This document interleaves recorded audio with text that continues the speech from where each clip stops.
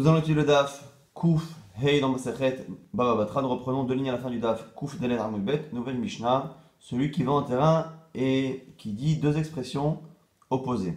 Mida Bechevel, mesurer à la corde, donc précise, et Enchaser, Enyater, on a dit c'est approximativement. Lorsqu'il dit les deux expressions l'une après l'autre, laquelle prend le dessus et la principale, en fonction qu'elle soit première ou deuxième. Mida Bechevel, Adi Mukhalach, Enchaser, Enyater, je te vends mon terrain, mida bechevel chaser enyater, de manière précise, mais plus ou moins à peu près. Qu'est-ce qu'on nous dit ici? Bitel en chaser enyater, mida bechevel. Le second lachon, en chaser enyater, approximativement, vient annuler le premier, mida bechevel, mesurer de manière précise. Et l'inverse. S'il a dit je te vends le terrain, en chaser enyater, mida bechevel, approximativement, mida bechevel, mesurer à la corde précisément. Bitel mida bechevel, en chasen yater, le second langage, mida bechevel annule le premier. Divrei ben Nanas, et la Mishnah conclut en signant et nous disant que cette Mishnah-là est l'avis de Ben Nanas. Amar Rabbi Abba bar Mamal, Amar Rav. On dit maintenant au nom de Rav. Cholkim alav chaverash al Ben Nanas. Les amis de Ben Nanas, donc les Chachamim, n'étaient pas d'accord avec lui. C'est pour ça qu'on a signé Ben Nanas pour nous dire que les autres ne sont pas d'accord. La Gemara s'étonne en disant mais on le sait, pourquoi? Qu'est-ce que tu viens m'apprendre, toi, Rav? Tanina, on sait déjà dans une Mishnah. Pourquoi? Parce que dans Bava Mitzvah, on nous a dit Masé ve Tzipori. Une fois, une histoire s'est passée dans la ville de Tzipori. Quelqu'un qui a loué sa maison pour 12 pièces, 12 dinarim d'or à l'année. Dinar Zahab, les Chodesh, un dinar par mois. Et en fait, cette expression a été prononcée. Je te loue ma maison pour 12 dinarim l'année, un dinar par mois. Et on a eu un souci, c'est que l'année a été mise en béret, on a rajouté un 13e mois, un second mois de Hadar, et la question s'était posée du coup, est-ce que c'était 12 dinarim pour toute l'année, et donc les 13 mois, ou c'était finalement un dinar par mois, et donc il fallait payer pour ce fameux second mois de Hadar. Bama c'est l'ifner Rabban Shimon ben Gamliel, mais l'ifner Rabbi aussi, on est parti voir Rashbag et Rabbi aussi, et vers un mot ils ont dit, Yachaloku et Chodesh Haïbour.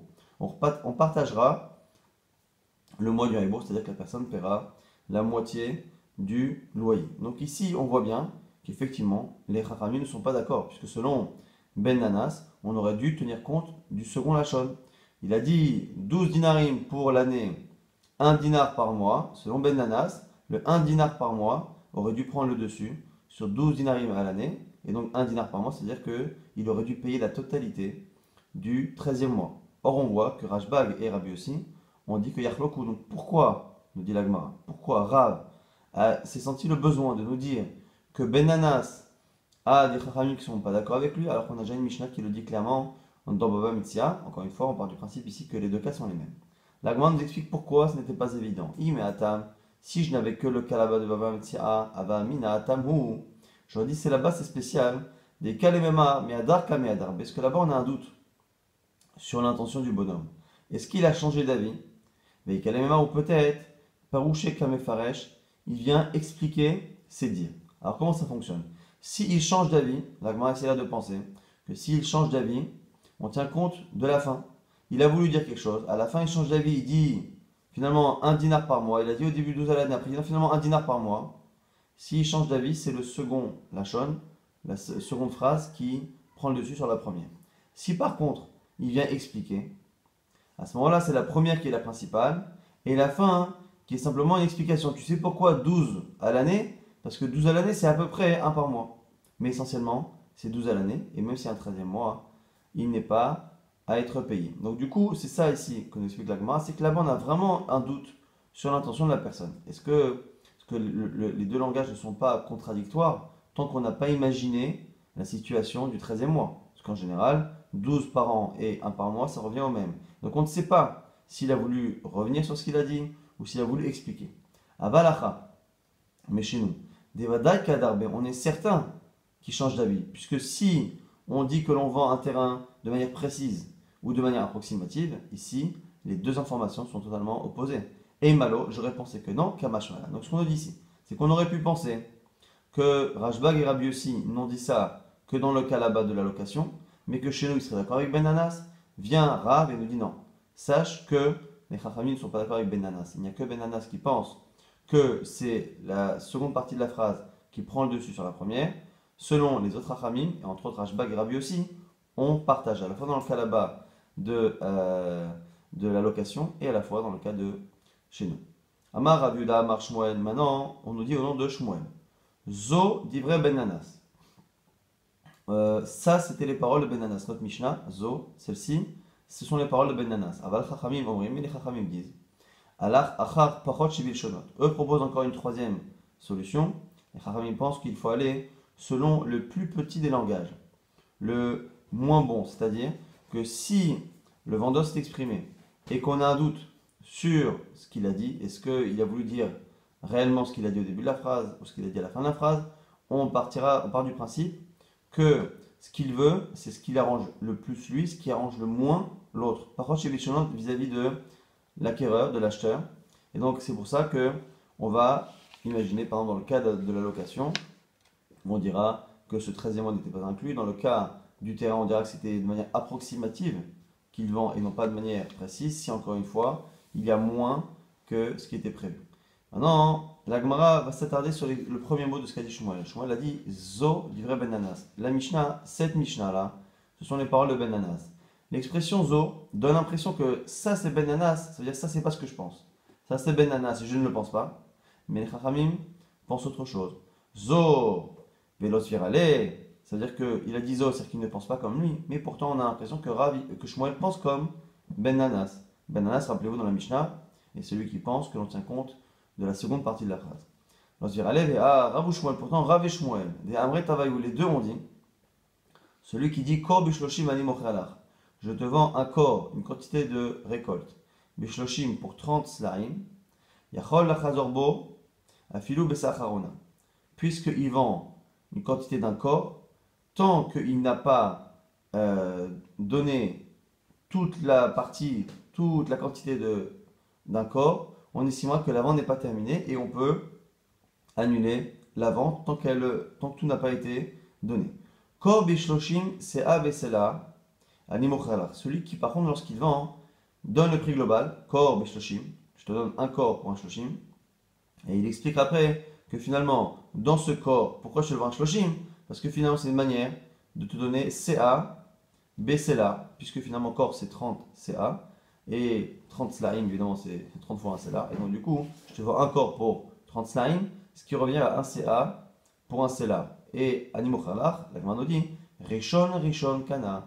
Si on s'arrête en plein milieu, on tiendra compte de ce qui a été donné et on n'annulera pas la vente, mais on l'arrêtera à partir de là. Pourquoi? Parce qu'il a dit je te vends un corps pour 30 slaim, mais qu'il a précisé qu'il vendait chaque CA pour un CA. Et donc du coup, on estime que c'est comme s'il y avait 30 ventes, 30 fois la vente d'un CA pour un CA. Et on voit bien ici que l'on tient compte de la seconde partie de la phrase et qu'on estime que ce n'est pas une vente d'un corps pour 30 slaim, mais plutôt une trentaine de ventes d'un CA à chaque fois pour un CA. Donc on voit bien que Rav et Shmuel ont l'air de tenir compte de la seconde partie de la phrase, ce qui revient à Ben Nanas. Alors pourquoi quand Shmuel a parlé de Ben Nanas, il a dit Zo divrei. Voici les paroles, ça ce sont les paroles de Ben Nanas, comme si il ne pensait pas comme ça. L'Agma nous dit Elazo osvirale. L'Agma dit déjà, tu peux très bien répondre que quand on dit ça, ce sont les paroles de Ben Nanas, ça ne veut pas forcément dire que l'on n'est pas d'accord. Donc il se peut qu'il a dit Zo, osvirale, mais qu'il pense comme ça. L'Agma continue d'objecter au misvirale, mais est-ce qu'il peut penser comme lui? Ve'amar Shmuel, dans tous les cas, Shmuel a dit ailleurs. Ve'ba ve'emsa chodesh askinan. Dans le cas, rappelez-vous, de la location, celui qui a loué sa maison pour 12 dinarim l'année, 1 dinar le mois, et on a un problème sur le 13e mois. On est parti voir Rashbag et Rabbi aussi, ils ont dit, sur ce 13e mois-là, on va partager. Qu'a dit Shmuel? Il a dit là-bas, pourquoi on partage? Parce que Beba Bemsa Chodesh Askinan. C'est lorsque le problème s'est posé à la moitié du 13e mois. Aval Beba Mitrilata Chodesh, Kulola Maskir. Besof Chodesh, Kulola Socher. Si le problème s'est révélé en début de mois, que le propriétaire est venu en début de mois réclamer son 13e mois, il le reçoit. Si par contre il se réveille qu'à la fin du 13e mois, c'est le locataire qui est gagnant, il n'a pas à payer. Là, ici, on est en milieu de mois, et c'est la raison pour laquelle on partage. Alors la Gemara dit, et là, l'olam, vélo svirale. Donc la Gemara dit, effectivement, il ne pense pas comme Benanas. Tam ta'amamai, mishum de tafis, achadami, hatafis. La Gemara nous dit que finalement, pourquoi, dans le cas là-bas de la location, selon Shmuel, on ne partage que parce qu'ils sont en plein milieu de mois, parce que lui il pense que là-bas ce qui est prioritaire, c'est pas le langage. Est-ce qu'il a dit 12 dinarines d'abord à l'année, ou est-ce qu'il a dit 1 dinar au mois, après, avant, c'est pas le langage qui change. Selon lui, comme on ne sait pas exactement ce qu'il a voulu dire, puisqu'ils n'ont pas réellement parlé de l'éventualité d'un 13e mois, finalement ce qui va déterminer la halakha, c'est qui possède la chose. Et donc ce que nous dit la vache moyenne, c'est qu'en début de mois, comme il n'a pas commencé à habiter, le locataire n'est propriétaire de rien. Et donc du coup, l'autre peut lui dire reprends mon appartement ou tu me payes. À la fin du mois, la location a déjà été utilisée, la personne a déjà habité dans l'appartement et l'argent est chez lui. Donc le propriétaire ne peut pas récupérer l'argent qui est bloqué entre guillemets dans les mains du locataire. Et lorsqu'on est en milieu de mois, il y a la moitié du mois qui a déjà été consommé. Et donc cet argent ne peut pas être sorti.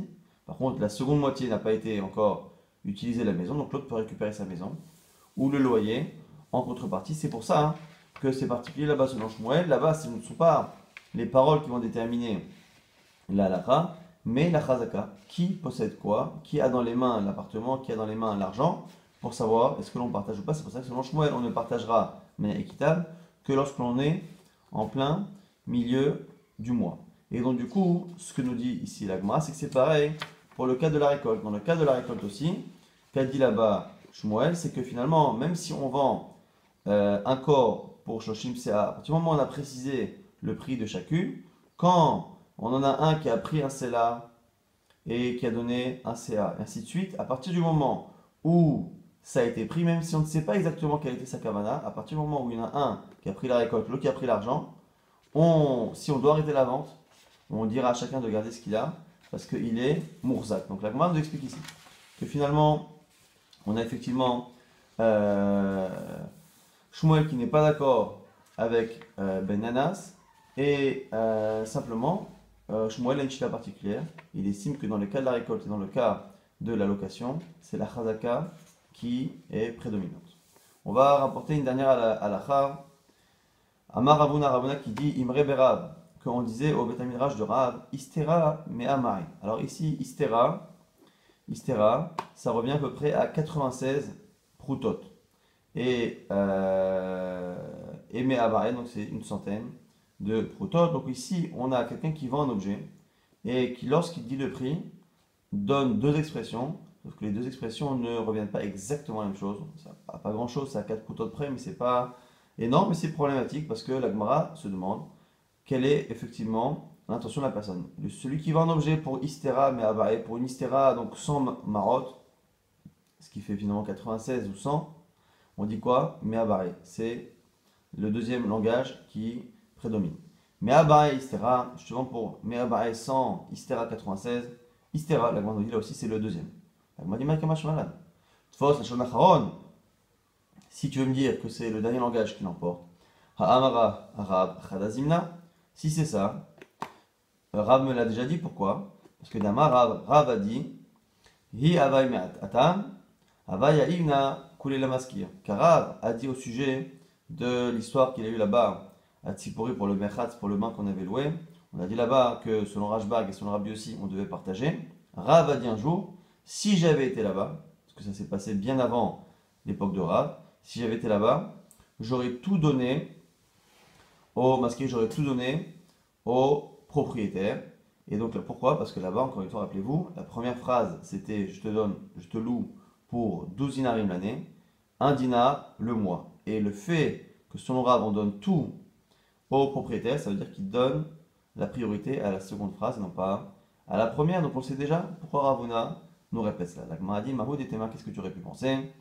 Pirouché Kamefaresh. Tu aurais pu penser que là-bas, c'est parce que on vient expliquer Kamash Malan, et vient justement apprendre que finalement, ce n'est pas le cas. Donc on a besoin finalement de préciser que Rav tient toujours compte du second Lachon, et que ce n'est pas forcément que dans les cas où on a l'impression que c'est une explication. Donc du coup, la Gemara nous explique que Rav pense, on va au moins récapituler les shitot.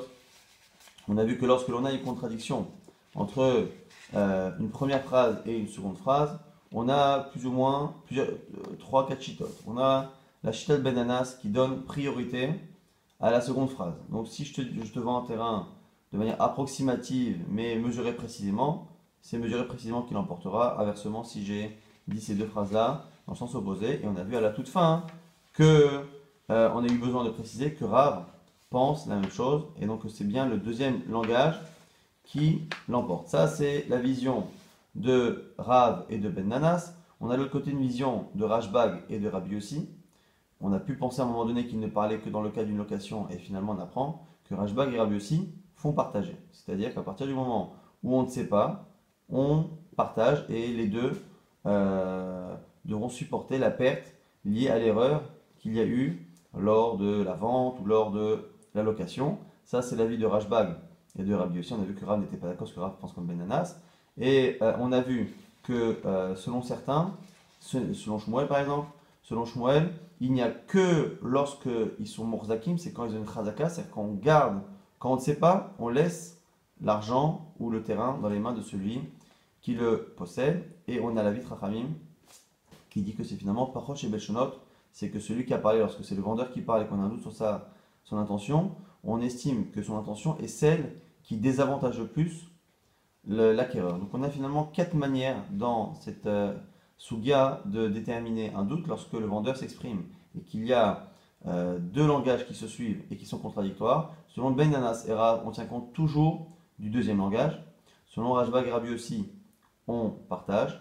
Selon Shmuel, on laisse à chacun ce qu'il a dans les mains, l'argent ou le terrain.